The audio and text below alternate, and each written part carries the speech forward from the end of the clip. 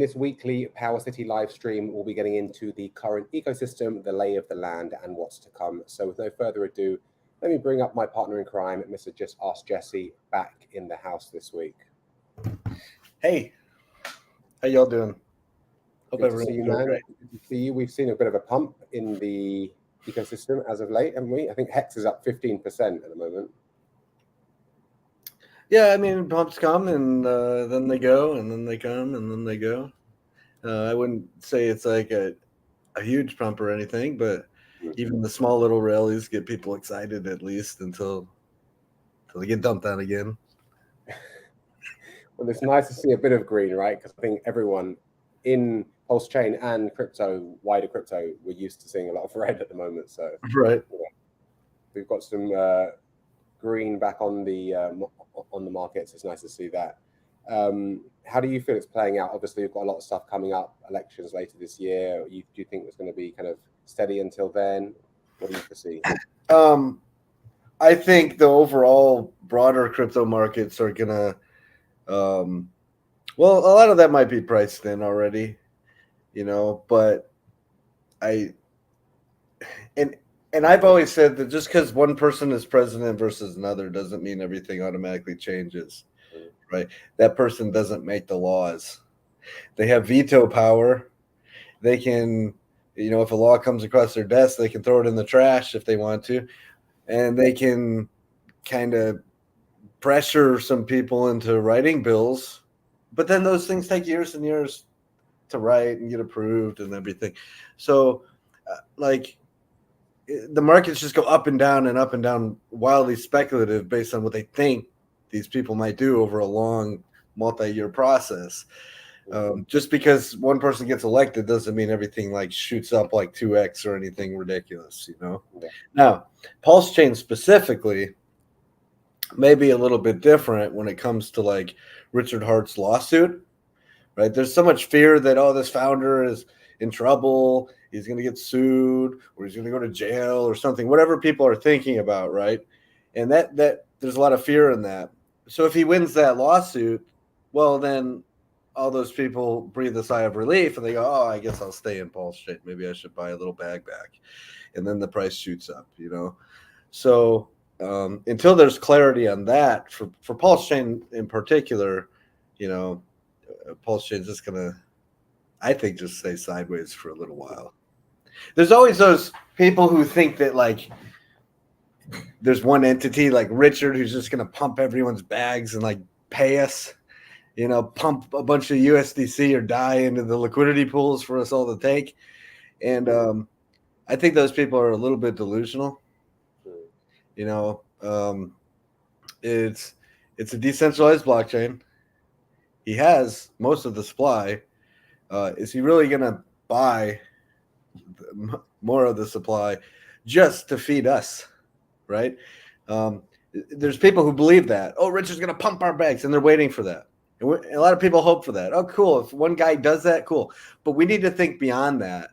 We actually need some adoption from thousands and thousands and thousands of new people to actually have a sustainable blockchain with some longevity to it. Unless you want to see another thing unless you just want to see a massive pump and dump where money flows in from one guy and then, thousands of people run away with it all and the price chart just looks wrecked like it does currently, right? But worse, we actually need some adoption. And that adoption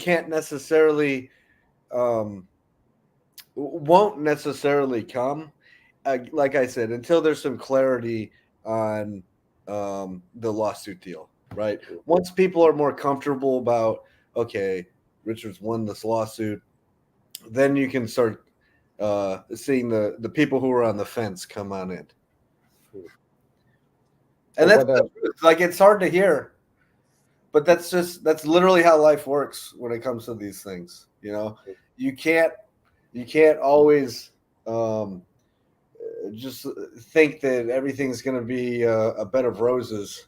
There's always a reason behind the madness, and put some realism behind your what you believe will happen with Pulse Chain. there's definitely a lot of cope in crypto and the tribalism, and obviously people want to paint their own narratives. You're right. One thing you can control though is what protocols, what projects you interact with, right? Stuff that actually gives value, gives Yeah. value to people, and adoption like that. Yeah, absolutely. So, what we've tried to do at Power City is bring over protocols that are trustless, immutable, and changeable, that have some use to them, right? So we've got the Bridge Index Aggregator tool, Portal X, scans all the different blockchains, all the different dexes, and finds you the best trade routes, right? And then you select the one that you want. Right. Otherwise, you'd be looking at 90% of these places that it finds to swap your tokens for you. You don't even know the names of those things, right? You'd have to do a ton of research just to figure them out. And then if you wanted to compare all the rates between them all, you just spend like ridiculous amounts of time, for your one swap to go compare rates of like 10 different places or 20 different places. That's ridiculous. So we've created this tool that just does that for you. It compares all the different rates of all the different dexes and bridges, lists them out in order for you, and then you select the one that you want to interact with. And when you click that, you're interacting directly with those contracts, right? It's basically a search engine. There's a small fee that the front end, tax on for the use when you do that, but it's negligible, and it saved you a lot of time, and it got you the best rate, the best deal for your trade. Yep. So that's one example of a tool that has a use case, not just for Pulse Chain, but for all of blockchain, right? Some other tools that we've brought are some stable coins. We've got Earn Protocol, where people can collateralize their PulseX. They can mint some stable coins, some PXDC. It's holding at $1. Look at that, 1.00. Yeah. So that's $1. It's always been stable. It will always be stable because it's fully backed and fully redeemable. Every single PXDC the only way it comes into existence is if people bring in the collateral to back those stable coins. Okay. And because every single one of them is fully redeemable for $1 or $1's worth of something, that keeps it stable on the dexes. Because look, a DEX doesn't know the difference between one ERC20 token and another. It's just a hash number, right? When you sell a token, the price goes down because you just altered the ratio. When you sell a stablecoin on a DEX, guess what? The price goes down. It is no different than any other token. You buy and sell it just like any other token. The people are what make a stablecoin come to stability by buying it up to $1. But there has to be an incentive to do that. So when you know that you can redeem this thing for $1 or $1's worth of something, and you're looking at it on a DEX at 95 cents, you know that there's a 5% profit that you can make right there. Okay. And you know that if you buy that spread between 95 cents and $1, you're going to get that entire spread when you redeem it inside the protocol. You're basically arbitraging, driving the price back up, and getting your value out for doing that. Okay. There has to be a redemption mechanism. USDC is like this. Every single USDC that is minted because somebody brought $1 to Circle. Okay. They planted some dollars at Circle, and an equivalent amount of USDC was minted. If the flow is ever the other direction, where there's more USDC being burned, trying to sell out for dollars on places like Coinbase, who have partnerships with Circle, then the opposite thing happens. For every USDC that is brought back, that's burned, and $1 is released to the customers, right? That's called redemption. That's called redeemability. All right. And that's what keeps a USDC at $1. It's very simple. Somebody can come in and dump a whole bunch of USDC on a DEX, but somebody else is going to come in right behind them and buy it because they know they can send it to Coinbase and they can redeem it for $1. That it's that simple. That's what keeps a stable coin stable. Now, when you get into the DeFi land, you do the exact same thing inside of the Liquidity protocol, or inside of the Liquid Loans protocol, or the Earn protocol, or the Flex protocol. You're bringing in $1 worth of something, okay? Actually, more than $1 worth of something, and you're then allowed to mint a stable coin. Other people or you are allowed to bring back those stable coins, whether you're paying back or you're doing a redemption. You bring back those stable coins, they burn themselves out of existence, and $1 worth of the collateral gets released. It's the exact same mechanism as basically what you would see with Circle and USDC, or the DAI protocol on ETH, right? You bring in $1 worth of ETH. They have a limit. You need $1, I think $1.30 worth of ETH. You can mint $1 worth. You can mint one DAI. You're also allowed to bring a DAI back and get $1 worth of ETH. That's called redemption. Now, if you ever see a protocol that doesn't have redemptions and they call themselves a stable coin, and there's just millions and millions and millions of stable coins being minted, but they're not backed by anything and they can't be redeemed back to anything, you need to be very wary, right? Because that is the thing that actually pegs it to $1. That's the thing that keeps it stable.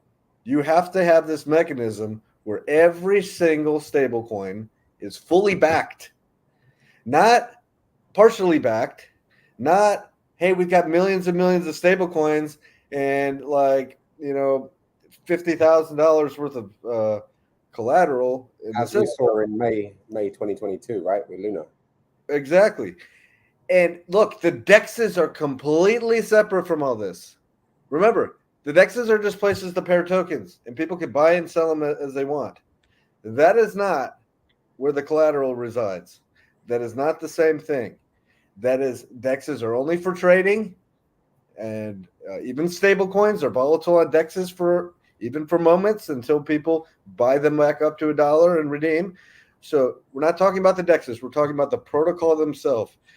If you find stable coins that call themselves stable, but they're not $1, and there's no backing, and there's no redemption, you can't redeem them back for $1 worth of something, that stable coin, you're hard pressed to ever see it get to $1, or especially stay at $1, because that mechanism doesn't exist, right? And by the way, in the event of a fork, when you just fork an entire protocol, things do break, by the way. While the contracts copy over, what doesn't copy over is the oracles. And oracles are always off-chain mechanisms. Those don't fork over, all right? And in most cases, there's no way to fix them either, right? They're hard-coded. They're literally coded into the to attach to point to and talk to the chain that they are operating on. There's mechanisms that prevent people from turning off price feeds that are pointing at certain tokens on that other blockchain. So when you fork a DeFi protocol, the oracle that tells it what all the prices are, that doesn't come along with the fork, right? Most of that stays behind. And the systems normally, DeFi systems, normally put themselves in some sort of frozen, broken status forever from that point on, because they're not being fed the data that they used to be fed, right? And that frozen status might be where the system thinks that the native coin that's supposed to be collateral is supposed to be $3,000, and it just freezes it at that status. Well, because the blockchain native coin is actually ETH. Okay, we may call it Pulse, but the contracts believe that Pulse is ETH. Okay, and because Pulse is so cheap, fractions of a penny, but the broken oracles are saying it's supposed to be $3,000. You can then take, a little bit of Pulse and mint yourself millions upon millions upon millions of stable coins. okay, that aren't actually backed by ETH anymore. They're not backed by where one ETH was $3,000. They're backed by something that's worth fractions of a penny, right? So the major problems happen. And then one person or a handful of smart people who are trying to game the system and lead people on to believe certain things, they just get a huge amount of the supply for a few $100 or a few $1,000. They then have their minions shill these protocols across social media, telling everyone that they're going to go to $1 and that Richard Hart's behind it and this and that. And they just wait for the price to go up, just like they would with any meme coin. But then they dump on everyone's head. We actually saw that recently in some other protocols. But that's what happens with DeFi protocols that have been forked. They're very easy to manipulate, to take advantage of people with. You have to start fresh. You have to start with all new contracts with zero supply, and not one single stablecoin mints itself into existence until the proper collateral is placed in. Right? Anything else, and you just have mega millions of stablecoins with no backing and no redemption, and that's not healthy. Nor is it a smart way to even attempt to create a working system. Like, do you start with something massively broken and then work your way into fixing it, wrecking lots of people along the way? No, that's ridiculous. You could literally. Some people say, "What? Oh, all we did was copy paste." Well, it's a little more than that. But I'll tell you what, it's far easier just to fork and create a protocol, whether it's Maker or Liquidity or whatever, than it is to even attempt to fix something that's completely broken and minted itself into oblivion. Well, the proof is in the pudding. Anyone who's been keeping an eye on HexDC or PXDC, right? So Earn Protocol's been out for between 5 and 6 months. I think Flex has been out for at least 3 months, and a lot of the time it's at $1, or as we see today, a touch over. So the good thing about these protocols is we also have another protocol coming, which is live for the Liquid Loans protocol already, which is the Amplifier DApp, which will also sit on top of Earn and Flex, and where people can. Let me just share this so we can get into it. Can do what they want with their DeFi yield and put it on autopilot instead of having to do multiple clicks and what's not every single day. So let's just we touched on this last week with LV, but let's go over the basics of Amplifier, how it works, who's it for, and what it can do. Yeah, so Amplifier is for anybody who likes to use either the Liquid Loans protocol or the Earn protocol. Soon it'll be launched for Earn. It's a front end, and you can use it in its most basic form if you'd like. You're allowed to. You can come in there and mint yourself some stable coins. You can toss some USDL in the stability pool, or you could be in the staking pool. You can do all that with the clicks of the button like normal. Free of charge. There's no additional fee or anything to use it like normal. It's a front end. It's a Liquid Loans front end. We happen to like it because everything's on the same page. So if you scroll down, you see your vault, your stability pool, and your staking right there. You can make your adjustments all in one single page. Now, some people may prefer the different tabs that some other front ends provide, like Barista or the Liquid Loans standard front end. There's tabs over there. We try to consolidate everything onto one page. To some people, that may look like there's a lot going on one page. To other people, they just like to go to one single place and do everything they want to do, right? So our decision was put all three things on the same page. Now, that's the most basic form. Now, you can also compound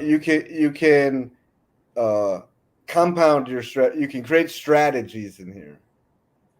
For example, you can sell your stability pool and have that add to your vault.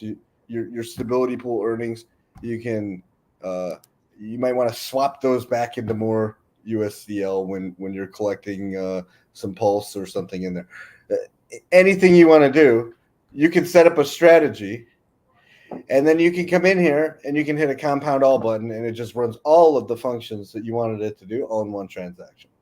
Or you can even automate that, where you tell it your custom strategy or your pre-made strategies. We've got some selections you can pick from, and it will do those transactions for you every day. All you got to do is fund this thing with gas, your personal vault with your personal smart vault, essentially smart wallet, really. Fund that with some gas, and this thing will run all your functions for you every day. It'll make your claims. It'll put your claim tokens where you want them to go, or swap them into what you want them to be swapped into. It'll do that automatically for you every day when you have it doing the auto compounding, right? So really, there's 3 ways to run it. You can run it like a normal front end where you do all the clicking. You can come in here and set up a strategy. And then you can come in, and since you maybe do the same thing every single day, you come in and you hit the compound all button every day. And it does all the things you want it to do, but you hit the button to trigger that. Or you have the system run it for you every day. And you do that by enabling autopilot, and it just runs for you every day on its own. Yeah, so this is now live for the Liquid Loans protocol. As we said, it's coming down the pipe for the Earn protocol. I'm excited about that because a lot of people like the Earn protocol. A lot of people are holding PLSX and they want to do some stuff with their DeFi yield. So obviously Amplifier for that's coming down the pipe. And then after that, we'll have it for the Flex protocol as well. So it'll be, and the ease about this is it's the same dApp. You can just toggle between which protocol you want to use, whether you're using it for Liquid Loans, Earn, or Flex. You can toggle it between those 3.